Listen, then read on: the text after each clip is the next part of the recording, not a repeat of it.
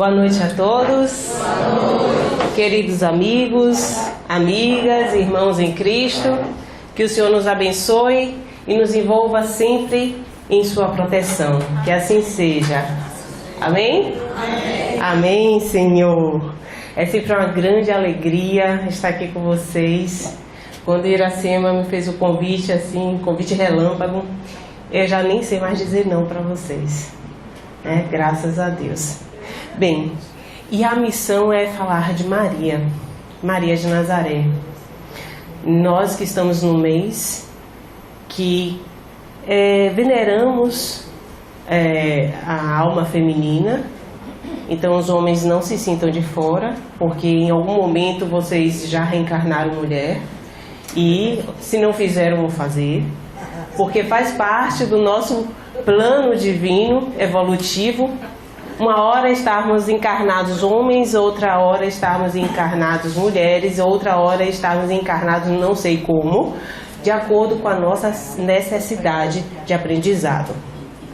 Pois bem, nós domingo que vem vamos comemorar o Dia das Mães, mais uma data simbólica, porque mãe a gente deve comemorar todo dia, com certeza. Eu que sou mãe de gato, hoje estou aqui para falar de vocês de uma mãe universal, que é a nossa querida mãe de Nazaré. E, para iniciar, primeiro eu tenho que saber como é que eu faço aqui. De onde vem Maria de Nazaré?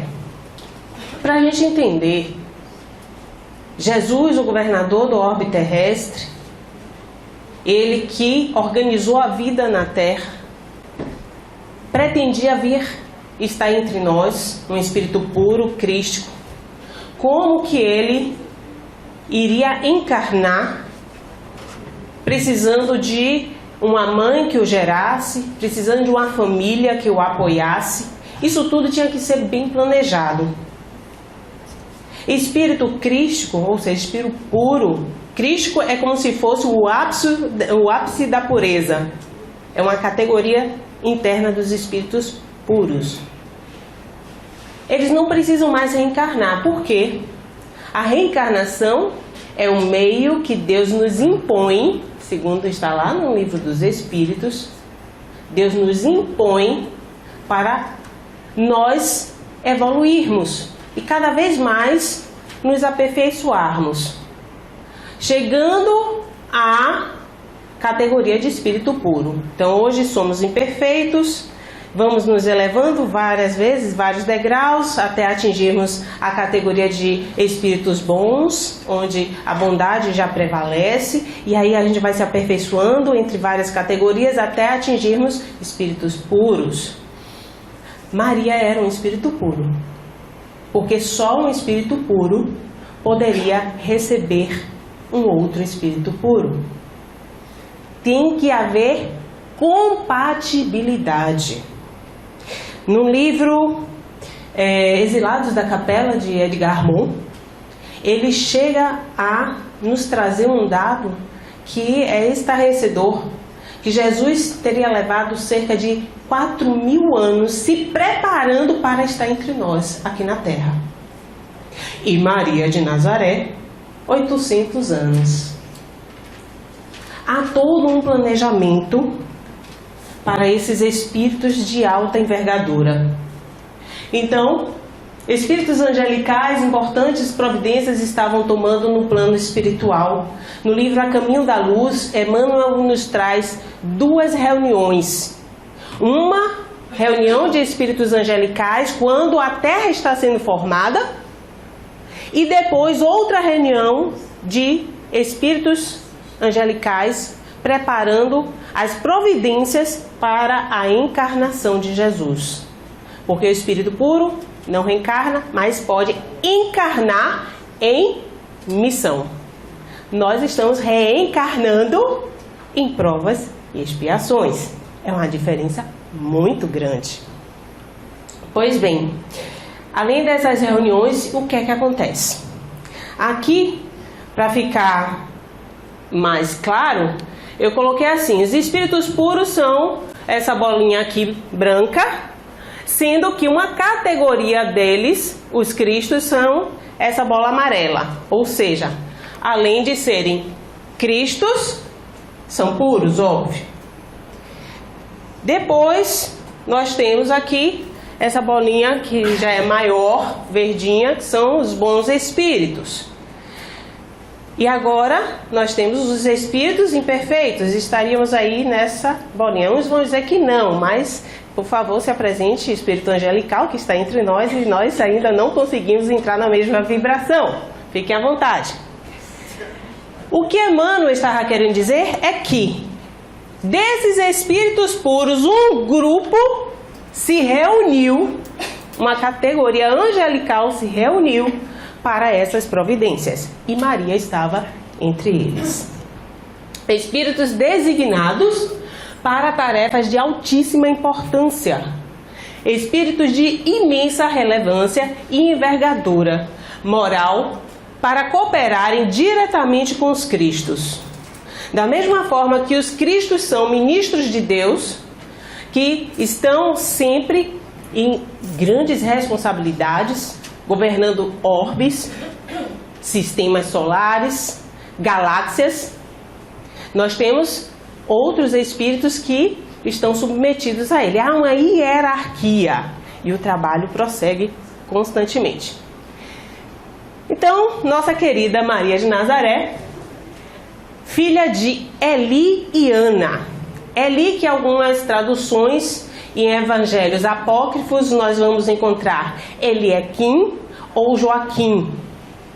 E Ana.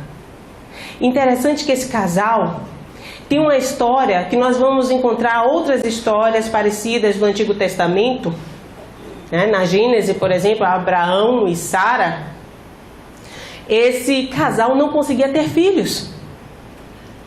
Já estavam juntos há muito tempo, já tinha 20 anos tentando ter filhos e não conseguiam. Joaquim, ele era sacerdote no templo de Acar. E um dia ele vai fazer a oferta, porque os sacerdotes ficavam trabalhando no templo durante alguns dias e depois retornavam para as aldeias, né, as cidades que eles realmente moravam. Então ele sai de casa, vai para o templo. Quando ele chega no templo para fazer a oferta, um outro sacerdote chamado Rubem o impede, dizendo: "Que é isso, Joaquim? Você não tem nem primogênito, você não tem nem filhos. Como que você acha que pode tomar a frente de seus amigos aqui, sacerdotes, e ser o primeiro a fazer a oferta para Deus?" Aquilo realmente doeu no coração de Joaquim. Joaquim então se retira do templo e, de forma simbólica, porque esses evangelhos, os escritos antigos estão cheios de simbologias, ele se retira para o deserto. Esse deserto que nós vamos ver em vários momentos citados na Bíblia, inclusive o próprio Jesus, né, que se retira para o deserto, que alguns sabem que ele foi tentado pelo maligno, pelo diabo, em outras traduções, etc. Que aí fica pela tentação do deserto. O deserto representando o próprio Paulo também, quando era Saulo de Tarso, quando ele está passando pela sua descoberta para se transformar no apóstolo Paulo, também tem um momento que se retira para o deserto. Esse é um momento de reencontro, porque no deserto significa que só há você e Deus, mais ninguém. Você não tem a quem recorrer no deserto. Ali só tem você e Deus. E mais nada. Então é essa simbologia, é o encontro de nós mesmos com o Altíssimo. E Joaquim, no deserto, ele roga a Deus para conseguir ter uma progenitura, para ele conseguir ter filhos, porque já estavam tentando há 2 décadas e nada. Só que nisso passam-se praticamente 40 dias e Joaquim nada de voltar para casa, e Ana aflita. Afinal de contas, cadê o marido? Ela que nem filha tem, nem filho. E agora se sentia até viúva de marido vivo ou morto, não sabia ela dizer. Então naquele desespero também, sempre orando a Deus, pedindo a Deus que seu marido retornasse. Lamentando por também ela se sentir uma mulher estéril, ela olha para o lado, vê um ninho de pássaros com ovinhos e pensa: até os pássaros conseguem procriar, ter seus filhotinhos, e eu não, Senhor. Traz meu marido de volta. Nisso aparece um anjo no deserto e fala com Joaquim: o que estás a fazer aqui no deserto? Deixaste a sua esposa sozinha e grávida? Joaquim: o quê? Sim, volte para casa. Precisas amparar a sua mulher. Ele não sabia que ao sair de Acar, deixara já Ana grávida de Maria. E ele retorna para casa. Maria, ela é anunciada para a mãe através de Joaquim, o marido. Ele fala: Ana, retornei. Eu sei que você está grávida. E ela nem acredita, ela fica assim extasiada. Ela: se isso for verdade, pode nascer menino ou mulher, eu entrego esse filho a Deus. Simplesmente assim. Os filhos, no caso, né? Os primogênitos, os primeiros filhos homens que nasciam nas famílias, eles eram entregues a Deus, colocavam no templo mais tarde para estudar, tinham essa obrigação, mas as mulheres não. As mulheres não. Então, quando Ana consagra Maria a Deus, é algo já diferente na história. E a gravidez acontece e Maria nasce. Nossa querida Maria de Nazaré. Nasce aonde? Em Nazaré. Daí ser conhecida como Maria de Nazaré. Nasceu em Nazaré, próximo ao mar da Galiléia, na Palestina, conhecido também como Tiberíades. Enviada ao templo em Jerusalém para fazer parte das Virgens de Sião. Vamos encontrar em alguns evangelhos apócrifos, ou seja, aqueles que não foram recepcionados pela igreja para fazer parte da Bíblia, dos cânones, que Maria é entregue ao templo aos 3 anos de idade.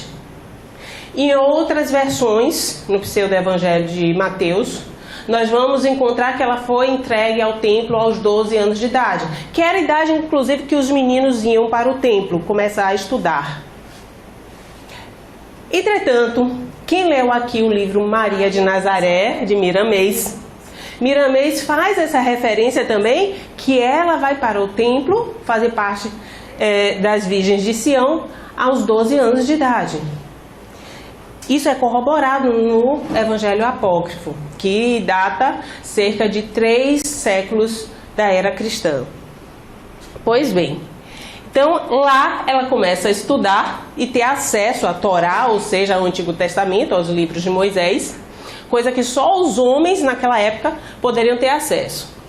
Os sacerdotes, então, percebem que ela já está se tornando mulher, porque naquela época a menina, quando tinha 12, 13, 14, chegava aos 15 anos, tinha que casar. Eles começam a se preocupar em arranjar-lhe um noivo. No livro Maria de Nazaré, de Miramês, né, José, ele é escolhido pelos sacerdotes. Mas nos evangelhos apócrifos, eu gosto muito desse livro, que inclusive é elaborado por um padre, que ele faz toda uma coletânea dos evangelhos para contar a história de Maria. Ele nos traz como foi feita essa escolha. Achei interessante, é praticamente uma eleição. Convocam todos os homens da região, né, tanto os jovens como os idosos, os anciãos, e que eles tinham que ir para o templo com o cajado, aquele negócio que segurava, né, para andar nos desertos, nas estradas. Cada um leva o seu cajado. E eles perceberiam um sinal divino. Quando a gente lê o Antigo Testamento, né, a gente percebe sempre essas simbologias, os sinais de Deus na natureza, o anjo, sempre alguma coisa é anunciada por anjos. A gente fica pensando, que anjos são esses? A gente sabe que são mensageiros. Mas até que ponto alguns filmes mostram esses anjos como praticamente guerreiros, né? Então, os sacerdotes recebem esses homens com os cajados, coletam os cajados e colocam no altar e pedem para que os candidatos retornem no outro dia. Quando chegam no outro dia, um dos cajados tinha florescido, porque a madeira era muito verde e eles acharam que isso seria o sinal para o dono do cajado. Seria entregue então Maria. Quem era? José. Vamos encontrar, não temos notícias de José nos evangelhos. José é citado somente no evangelho de Lucas e poucas vezes. E nos evangelhos apócrifos existe até inclusive um que é a história de José o carpinteiro, por incrível que pareça. Então, alguns nos trazem José com 90 anos de idade recebendo Maria com 15 como esposa, né? E outros, inclusive um dos que eu acho mais bonitos, né, que se destaca, é o evangelho apócrifo da Virgem Maria, que é contado por ela mesma para João, o evangelista. E ela descreve José como ainda sendo uma pessoa bem jovem. E a forma que ela descreve é com uma amorosidade imensa. Então, novinho, idoso ou não, o que importa aqui, o espírito não tem idade. E um verdadeiro amor provém do espírito e não da carne. Então, meus irmãos, a anunciação da gravidez de Maria, como isso ocorre? Maria é entregue a José para ser a sua esposa. E como que assim, de repente eles se casam e comemoram o casamento? Não. Há toda uma estratégia a ser obedecida. Existe a fase do namoro, depois a fase do noivado. A fase do noivado, inclusive, há um contrato de casamento. A gente que faz o contrato somente quando casa, né? Há um contrato de casamento. Então, aquela promessa de compra e venda que a gente tem de imóvel, né? Inclusive, o homem falava, né? Serás a minha propriedade. Porque mulher naquela época realmente era considerada propriedade. Então, há um contrato a ser respeitado. E durante esse período de noivado, que já tinham assinado o contrato de noivado para que Maria fosse esposa de José, que ela aparece grávida. Isso era uma afronta enorme à lei. A mulher que aparecesse grávida durante o noivado e ficasse constatado que não era, inclusive, do noivo, o filho, era caso de adultério já. Então, teria que ser morta com apedrejamento. José sabia disso. Quando ele sabe da notícia de que Maria está grávida, ele pensa, inclusive, até em recusá-la. Mas como que ocorre essa gravidez de Maria? É muito cheia de mistérios. Os evangelhos nos narram de forma bem mística, né? Que o anjo Gabriel aparece para Maria. Ave Maria, cheia de graça, serás a mãe do Filho do Altíssimo. E ela, como assim? Eu não conheço nenhum varão? Como serei mãe? Eu estou noiva de José, mas ainda não tive nada com ele.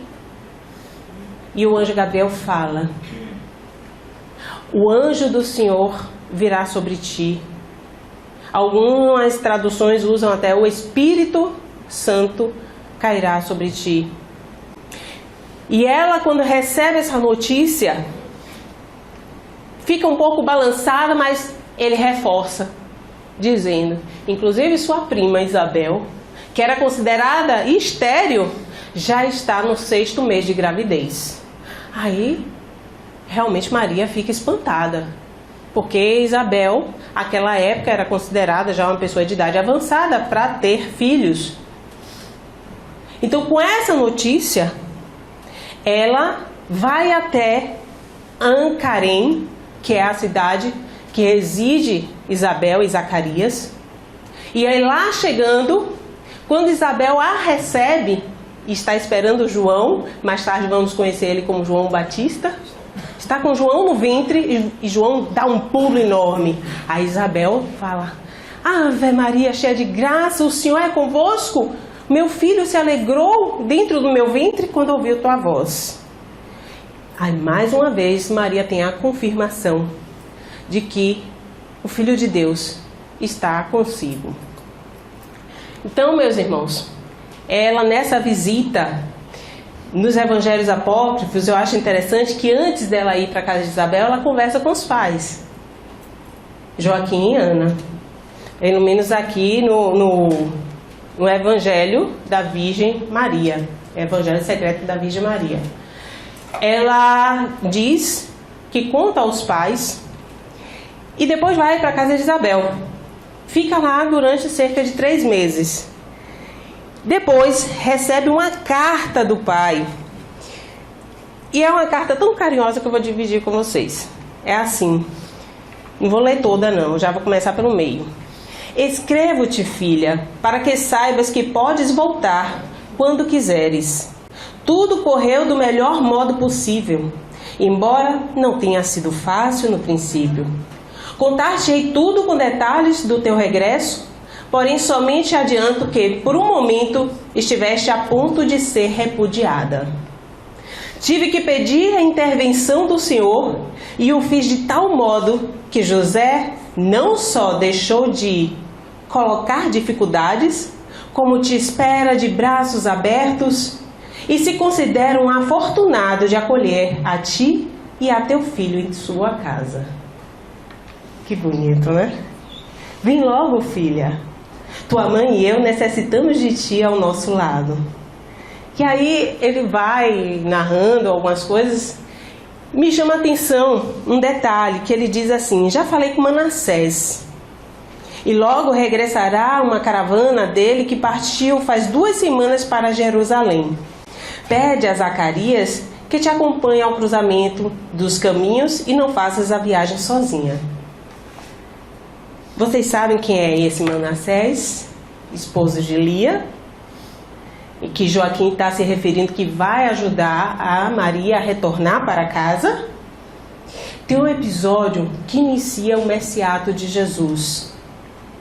Qual é o primeiro feito considerado, vamos botar logo o termo assim, milagroso, né, que nos chama a atenção, que Jesus faz e inaugura, né, toda a obra dele?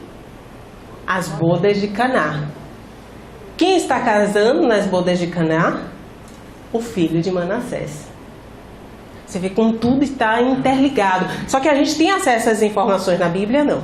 A gente tem através dos evangelhos apócrifos, que são complementos.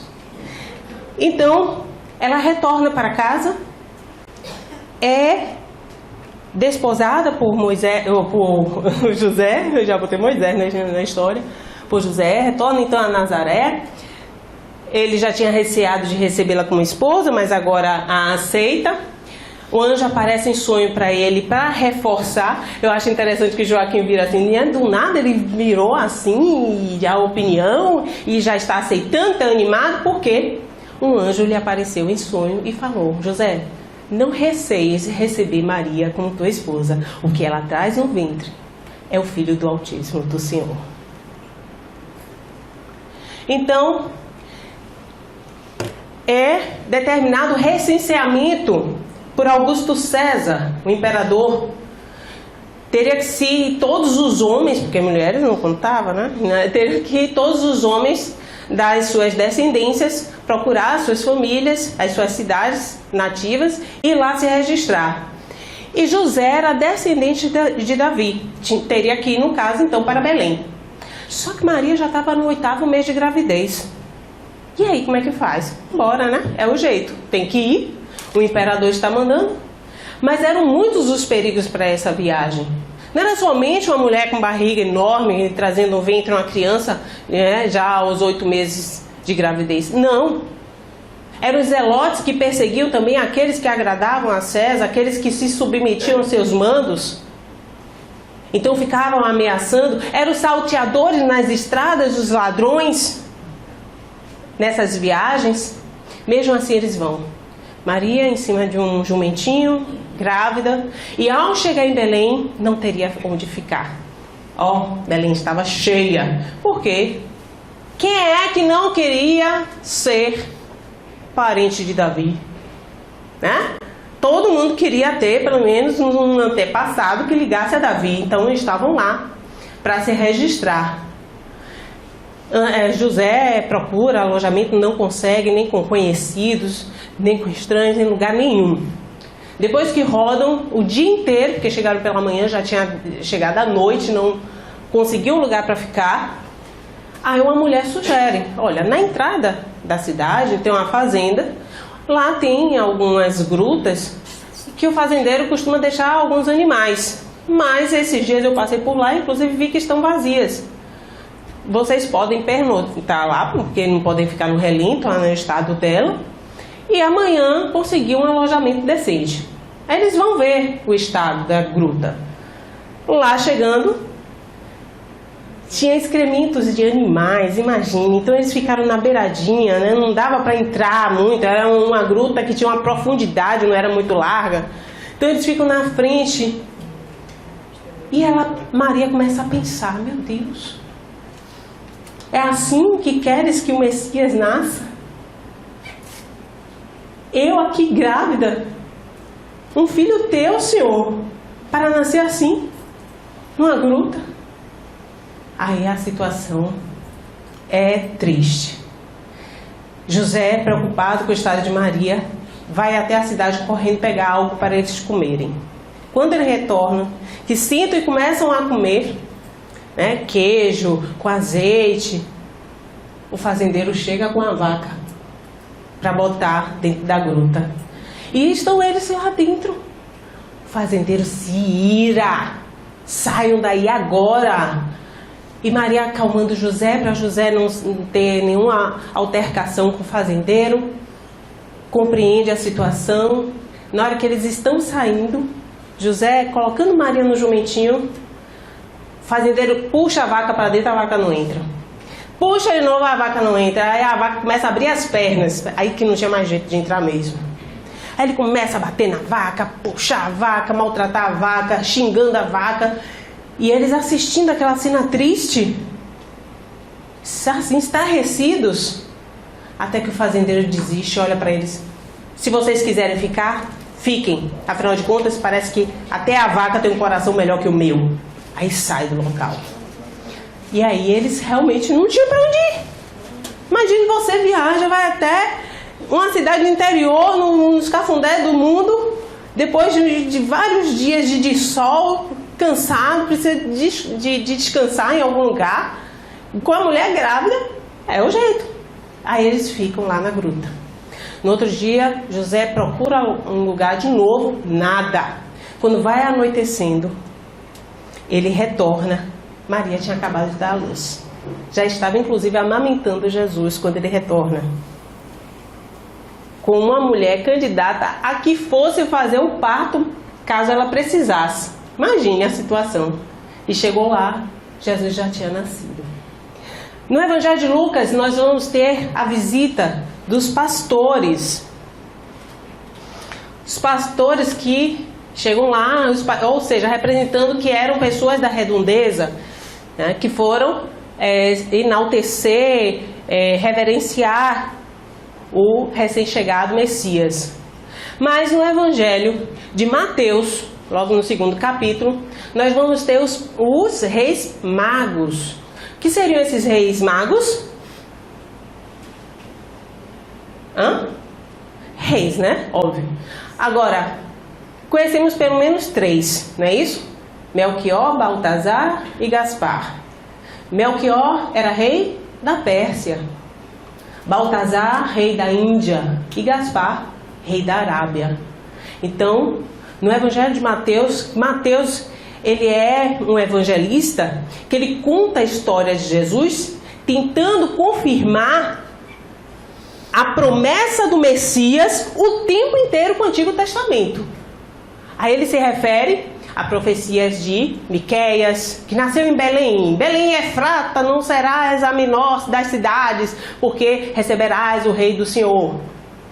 Então sempre ele vai remeter ao Antigo Testamento, porque os judeus esperavam Jesus há muito tempo. Então recebe a visita dos reis magos ilustres que não retornam, inclusive, para Herodes, para dizer a Herodes que tinham realmente constatado que o Messias tinha nascido. Herodes esperava que os reis magos, que já tinham passado por Jerusalém, retornassem com essa notícia. Eles, percebendo o perigo que seria falar com Herodes, que o rei dos judeus esperado tinha nascido, seguem viagem. Passado 2 anos, o que é que Herodes manda fazer? Mata todas as crianças até 2 anos de idade, urgente, porque esse Messias deve ter nascido, já que os reis magos não voltaram. Jesus é circuncidado, é levado até o templo no 8º dia, e um sacerdote chamado Simeão o reconhece como Messias. Ele tinha essa premonição de que no dia que conhecesse o prometido do Senhor, ele, inclusive, Simeão, sacerdote, poderia desencarnar feliz.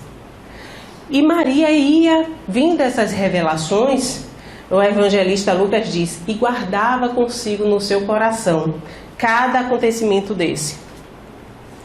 Então, fogem para o Egito quando José é avisado pelos anjos que Herodes pretende matar todos os meninos até 2 anos de idade. Vão então para o Egito, e quando Jesus está com cerca de 3 anos, novamente em sonho, ele recebe a mensagem de que já pode retornar para Israel, porque Herodes tinha sido morto. Então retornam 3 anos depois, e finalmente, quando Jesus estava já com cerca de 7 ou 8 anos de idade, ela recebe a visita de Isabel. Maria está em casa com Jesus e Isabel vai visitá-la com João. E as duas começam a conversar, Maria e Isabel. Em algumas traduções vocês vão achar Isabel como Elizabeth. Começam a conversar, aquela conversa de mãe, falando sobre os seus filhos. E quando Isabel fala de João, diz, olha, Maria, às vezes eu procuro meu filho, não acho, ele está enfiado aí pelos caminhos, comendo bichinhos, gafanhotos, falando que o reino de Deus está chegando. Eu não sei, parece que ele tem uma missão especial. E Maria fala para Isabel, parece que essas crianças são especiais, sim, prima. Afinal de contas, eu também, às vezes, quando procuro Jesus, só vou encontrá-lo à margem do Tiberíades, falando também do reino de Deus, cuidando daqueles que chegam estrupiados, feridos, aqueles que chegam sem esperança, ele sempre dando uma palavra de alegria. Fica também falando com as lavadeiras, pregando que Deus é a salvação de todos. Eu não sei, essas crianças são divinas. Sim, mas vamos comer, né? Bora? Vamos. E cadê as crianças? Quando olham para frente, está lá Jesus junto a João, apontando para o horizonte, como se já fizessem planos para o futuro. E assim acontece. Esse trechinho é retirado do livro Boa Nova, inclusive de autoria espiritual de Humberto de Campos. Eleazar, um sacerdote no templo, fica admirado com a sabedoria de Jesus. Uma Páscoa, José e Maria, quando chegam lá em Jerusalém, voltam com a caravana para Nazaré, e no meio do caminho, já passado assim 2 dias de viagem, Maria pensando que Jesus estava com José, José pensando que estava com Maria, e cadê Jesus? Então retornam para Jerusalém. E lá chegando percebem que Jesus está falando de igual para igual com os sacerdotes. Aliás, de igual para igual não, eu diria mais. Jesus praticamente ensinando os sacerdotes, porque os sacerdotes estavam extasiados com a sabedoria de Jesus, faziam perguntas e o menino desembaraçado, para tudo tinha respostas. Maria, vendo aquilo, fica preocupada, porque dentro do coração de mãe, ela sempre se lembrava que existia algo maior com a vinda de Jesus. Toda todo aquele planejamento espiritual que nós vimos no início é sinalizado, vem para nós sempre através de intuição. Imagina o espírito puro. Tem ciência do que está acontecendo praticamente o tempo inteiro.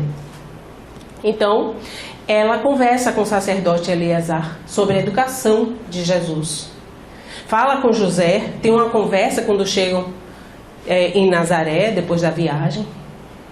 E pensam em pedir ajuda a Eleazar, a colocar finalmente Jesus no templo, já com 12 anos de idade, e começar a estudar. Só que no outro dia, ao acordarem, Jesus aborda Maria.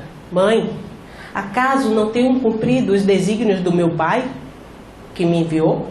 Ai, Maria, como assim? Que foi, filho? Você está fazendo planos para o meu futuro. Eu me preocupo com sua educação. Mãe, não se preocupe com minha educação. Porque não há lugar melhor para o meu crescimento e minha educação do que o lar. Já deixamos apontando que no lar que nós vamos criar as nossas raízes morais. E realmente, é no lar que nós temos as nossas bases. Não é numa escola, num santuário, numa instituição. Não, a gente vai ter conhecimento, a gente pode ter instrução. Mas as bases morais, só um lar pode dar. E nesse momento José ia passando para começar o trabalho na carpintaria e ele, pai... Aí José, o que foi, filho? Quero começar a trabalhar contigo na carpintaria. No livro Boa Nova, nós sabemos então que a partir dos 12 anos de idade, Jesus começa a ajudar José na carpintaria. Os evangelhos não falam nada a respeito de Jesus dos 12 aos 30 anos, até quando Jesus começa a sua missão na terra. E o que é que isso é relevante em relação à convivência com Maria? A mãe estava ali, o apoiando o tempo inteiro, sabendo que em algum momento a sua missão iria começar com força total e Jesus tinha que estar preparado para isso. E como que ela fez isso? João, o primo dele, já estava pregando, lembra, desde pequenininho, está lá no Jordão e batiza Jesus. Há simbolicamente aquela imagem que nós conhecemos como a pomba, porque Deus era muito representado, o sagrado, através da imagem da pomba, como simbologia na Torá. João fala que é preciso que ele cresça e eu diminua, porque João já tinha seguidores. Jesus ainda ia começar a missão dele. João Batista finalmente é preso e morto.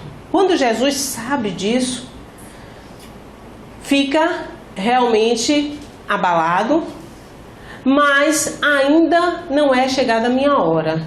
Então, ele vai para o casamento em Caná.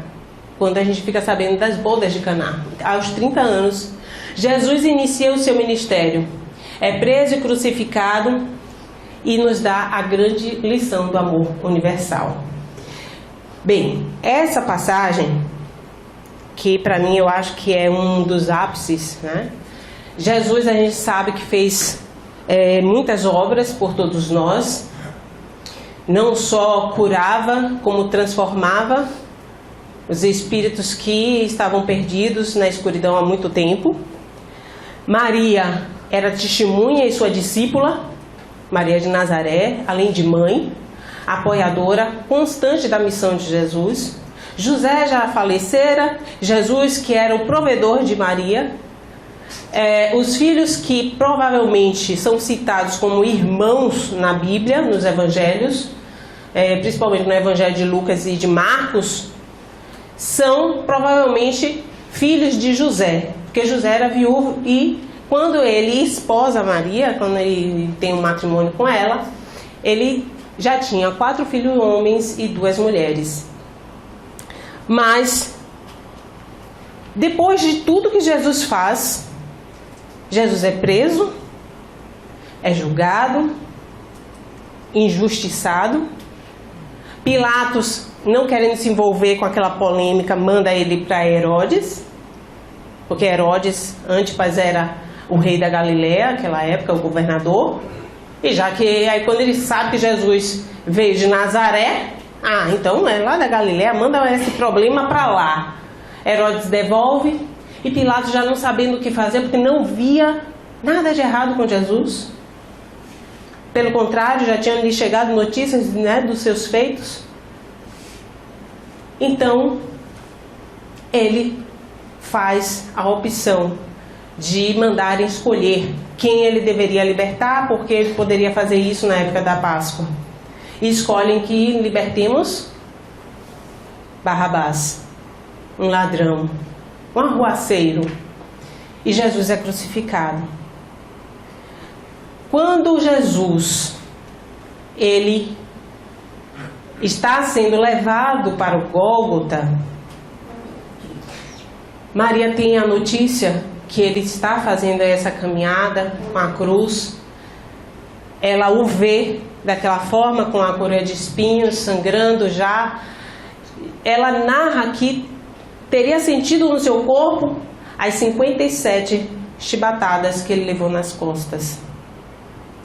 Tudo era como se houvesse uma ligação, não só de amor entre mãe e filho, mas até fluídica. Tudo que estava acontecendo com Jesus, Maria ia sentindo ao mesmo tempo. Só que, como que ela enfrenta essa situação? É outro momento que eu vou dividir com vocês, porque só ela mesmo para narrar. Conta Maria que antes de acontecer tudo isso, Jesus lhe abordou. Caminhávamos tranquilamente e em silêncio. Mãe e filho, mestre e discípula. Então Jesus virou para ela e falou: que dia magnífico, não é, mãe? É uma gentileza de meu pai, que não quer que eu me despeça da vida com recordação de uma tormenta ou de um furacão. Jesus já falando que vai partir. A gente vê nos evangelhos algumas passagens, inclusive deixando isso muito claro até na última ceia, para os discípulos dele. Alguém vai me trair, eu vou ser julgado, injustiçado, vou ser morto. E aí ela fala para ele, continua ele aqui, tu sabes tudo. É natural que não te escapasse nada, mãe. Alegro-me que assim seja, embora suponha que estejas passando mal. É inútil tentar te enganar e por isso quero que encares seriamente o que vou dizer. Não te digo como um falso consolo, como se pretendesse te tranquilizar com palavras amáveis, para que adquiras uma falsa esperança frente à prova que se avizinha. Quero que saibas que vou morrer. Melhor, que vão me matar. Sim, mãe, quero que saibas tudo.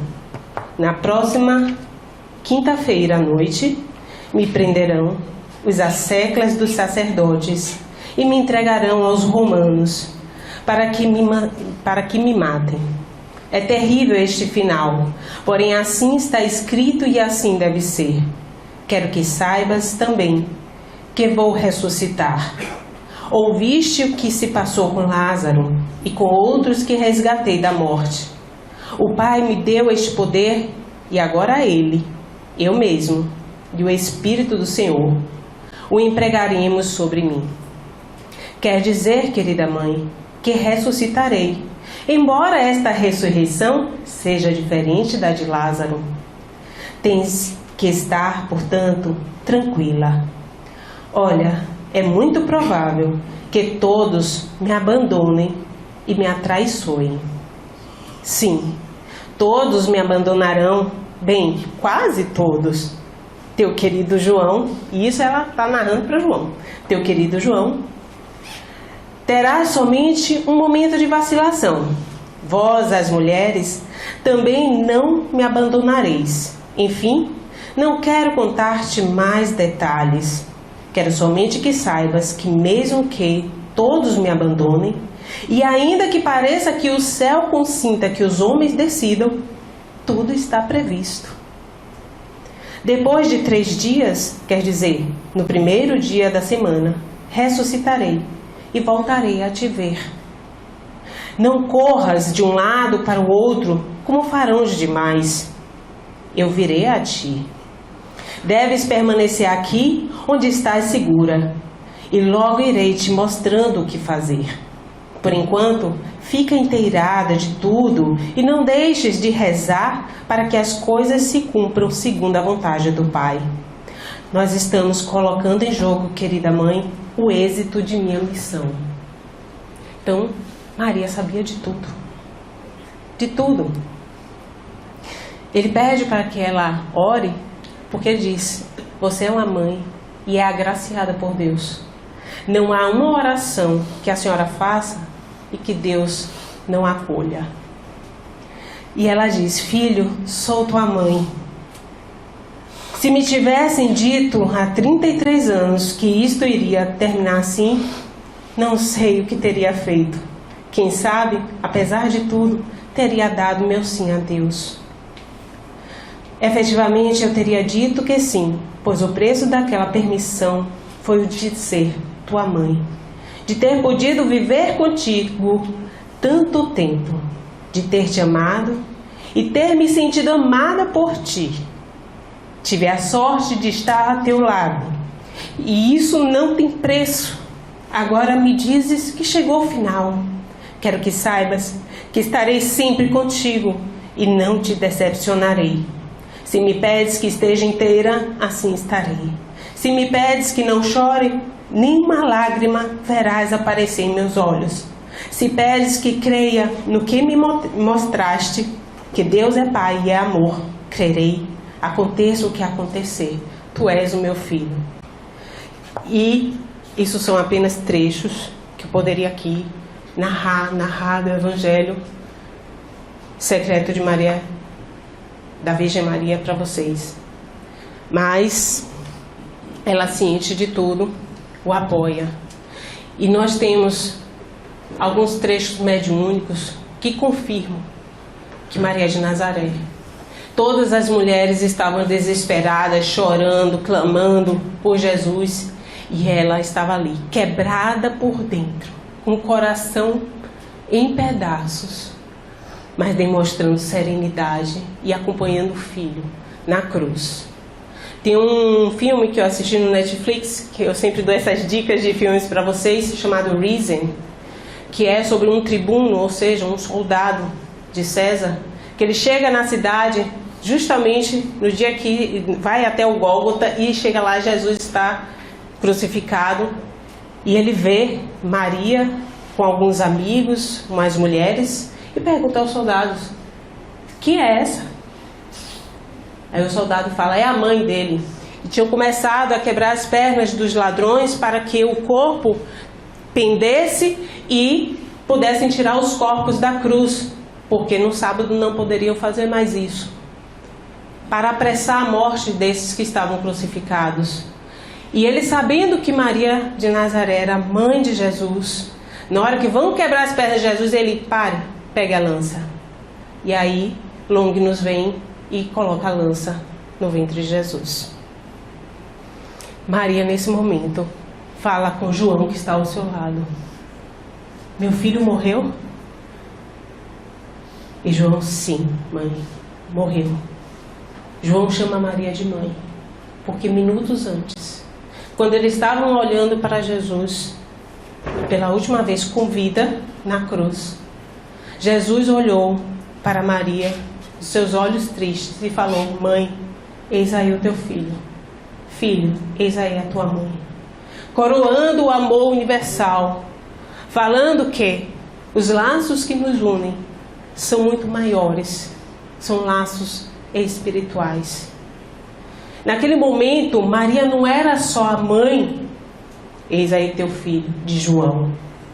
Naquele momento, Maria tomou consciência de que ela era uma mãe de todos aqueles que estivessem aqui na terra sofrendo, que pedissem ajuda, que quisessem ser acolhidos pelo coração dela. E caminhando já para o fim,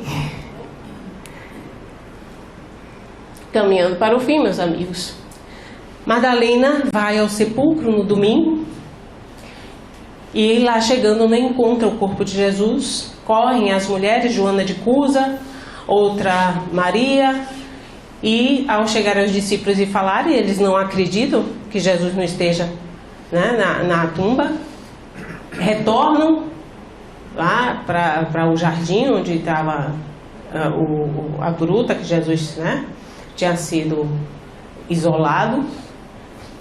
E nisso Maria ficou no jardim enquanto elas iam falar para os discípulos, chorando. Um jardineiro aparece para ela, se aproxima, pelo menos ela acha que é o jardineiro, porque ela está num jardim lindo, maravilhoso. E ela pergunta: levaram meu meigo Rabi? Onde será? Foi você que o pegou? E ele diz: oh Maria. Quando ele fala Maria, ela percebe que é Jesus. E olha e vê Jesus. Interessante que Jesus, depois, né, da ressurreição dele, tem esse momento que Maria não reconhece ele de pronto.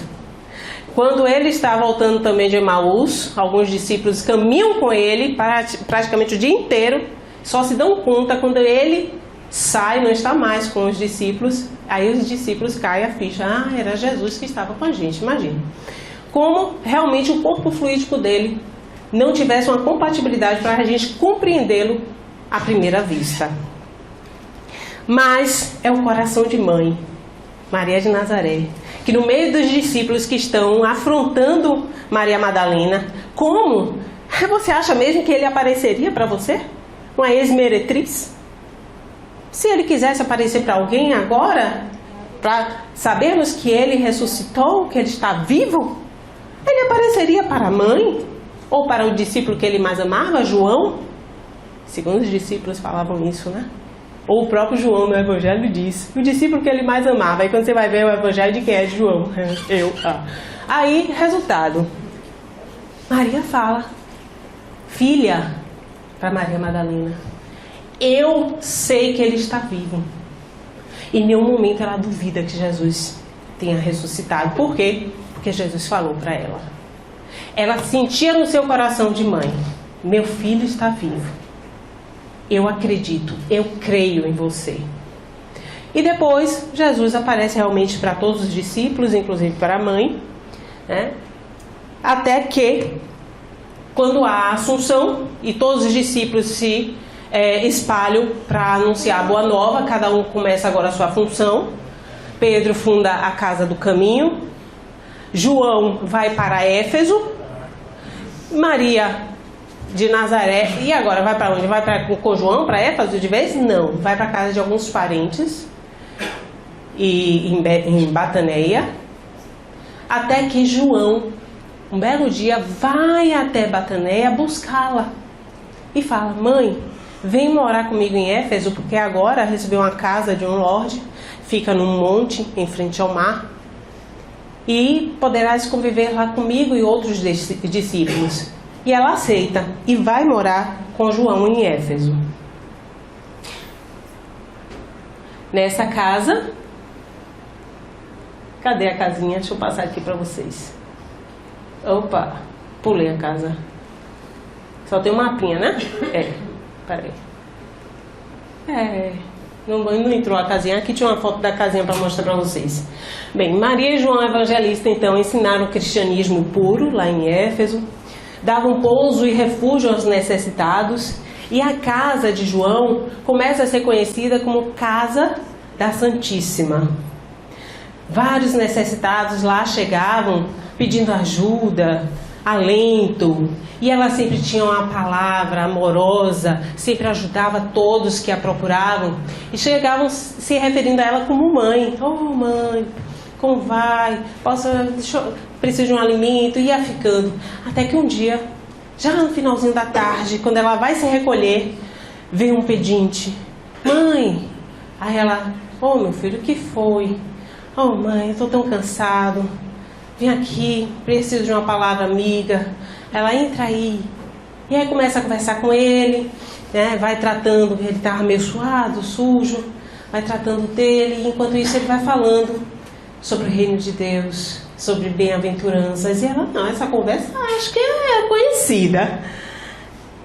Quando ela percebe na intimidade que realmente já ouviu aquilo, Jesus se refere a ela: mãe querida, vim lhe buscar para que seja rainha dos anjos no meu reino, a pedido de meu Pai. Aí ela vê as chagas de Jesus. Meu filho amado, abraça-o. E nesse momento sente um entorpecimento. Os laços perispirituais dela aqui na terra estavam começando a ser desatados. Maria fica assim, meio em coma, até o outro dia, quando ela finalmente desencarna. Antes de ir para a corte de Jesus, recebida pelos anjos, aquela festa toda, ela se lembra daqueles que estavam sofrendo perseguições pelo amor a Jesus. Ela tem assim um sentimento doce de suas lembranças na Galileia, em Nazaré. E quando ela se dá conta daquele sofrimento dos primeiros cristãos que estão para morrer no Esquilino em Roma, aí ela: antes eu quero ir para lá, antes de estar com meu filho. Ela se dá conta que está dentro de uma prisão, em que um grupo de cristãos será entregue para os leões. E vendo a tristeza de todos, se aproxima de uma moça e fala: canta, filha, canta, porque tudo passa. Tudo na nossa vida é passageiro. E realmente estamos de passagem aqui. E a menina, tomada por uma iluminação, começa a cantar. E assim o grupo de cristãos entram na arena para serem finalmente devorados pelos leões. Depois, Maria, sim, vai para Jesus. Se alegra em Deus. Nossa querida Mãe Santíssima até hoje trabalha por nós. Ela é muito conhecida no umbral, principalmente no Vale dos Suicidas, onde tem um grupo da Legião dos Servos de Maria, onde recebem aqueles que cometeram o ato insano do suicídio no Hospital Esperança. E graças a um retrato maravilhoso que tem nesse hospital, é que nós podemos desfrutar da imagem dessa apresentação que nós fizemos. Aquele retrato de Maria. Por quê? Não sei se vocês sabem, Chico Xavier era devoto de Mãe Santíssima, de Nossa Senhora. Ele foi católico e depois, realmente, como espírita, mesmo assim conservava até as imagens. Hoje, quem viajar e for lá no quartinho de Chico vai encontrar os santinhos dele, inclusive Nossa Senhora. E ele, com aquela devoção toda, um dia que estava passando um aperto muito grande, falou para a irmã: consegue uma mensagem de Mãe Santíssima para mim? Agora que eu estou tão angustiado. Aí a irmã: tá, Chico, eu vou ver o que é que eu posso fazer. No outro dia volta a irmã: Chico, tem uma mensagem de Maria para você.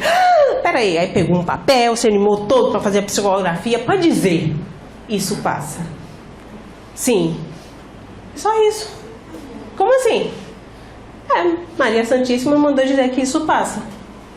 Tá, tudo bem, mas a mensagem é dela. Então colou na cabeceira da cama. Isso passa. Todo mundo que chegar aqui vai dizer: a Mãe Santíssima mandou pra mim. Chico, menos isso também passa. Essa euforia, essa alegria, tudo passa. Aí em outro momento, Chico virou assim: você que tem contato com Mãe Santíssima, podia, pelo menos ditar um retrato dela pra gente aqui. Chico, peraí. Você acha que eu tenho contato direto com Nossa Senhora? Claro que não. Eu, aquele dia, peguei a mensagem através dos seus prepostos. Tem um respeito hierárquico, até vibracional, entre os espíritos. Aí ele: poxa, mas eu soube que lá no Hospital Esperança, no umbral, no Vale dos Suicidas, tem um retrato de Mãe Santíssima, como ela é conhecida por todos lá. Você bem que podia ir lá no hospital, olhar o retrato e me falar como é que é. Aí, isso eu posso fazer sim, Chico, eu vou lá. Olhou o retrato e Chico providenciou um fotógrafo que Emmanuel ia dizendo como era a Mãe Santíssima e o fotógrafo ia fazendo, né, uma pictografia, vamos dizer assim. Vicente Ávila, lá em São Paulo. E esse retrato foi gerado dessa forma. A nossa querida Mãe Santíssima, que ela abençoe a todos nós. E tenhamos sempre essa ligação com ela, lembrando do seu caráter disponível a Deus, uma fé imensurável, uma fé que realmente se entrega aos seus propósitos, ao Pai, e em nenhum momento vacilou, em nenhum momento duvidou, apenas amou e ama até hoje. Muita paz a todos.